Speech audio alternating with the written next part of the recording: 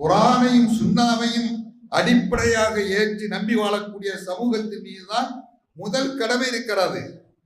அல்லாஹ்வுடைய தூதர் ஸல்லல்லாஹு அலைஹி வஸல்லம் அவர்கள் சொன்னார்கள், மன் ரஆ மின்கும் முன்கரன் ஃபல்யுகையிரு பியதிஹி அவ் பிலிசானிஹி அவ் பிகல்பிஹி வலைஸ வராஅ ذلك மினல் ஈமானி ஹப்பத்து ஹர்தலின். அல்லாஹ்வுடைய தூதர் அழகாக சொன்னார்கள். என்ன சொன்னார்கள்?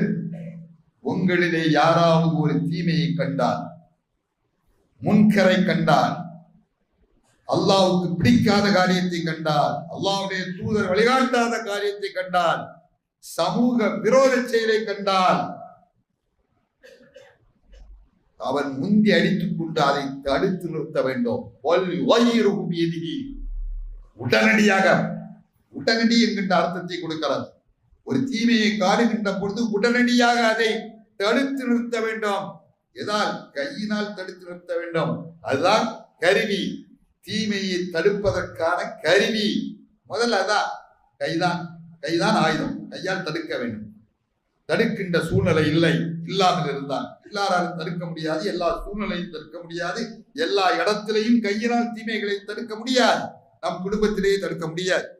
தடுக்க முடிந்தால் அதை தடுத்து நிறுத்த வேண்டும். யாரை கையினால் எந்த இடத்திலே தீமையை கையினால் தடுத்து நிறுத்த முடியுமோ அங்கே கையினால் தடுத்தாக வேண்டும்.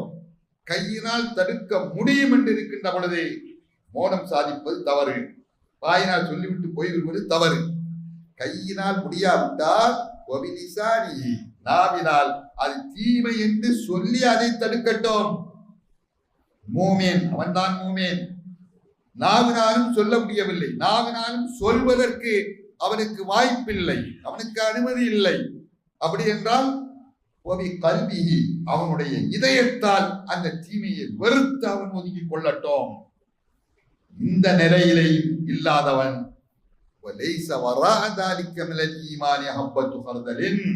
அதற்கு பின்னால் இந்த நிலையில் கூட ஒரு மூமின் இல்லாவிட்டால் அவனுடைய உள்ளத்திலே ஈமான் கடுகளவு கூட இருப்பதற்கு வாய்ப்பே கிடையாது என்றார்கள்.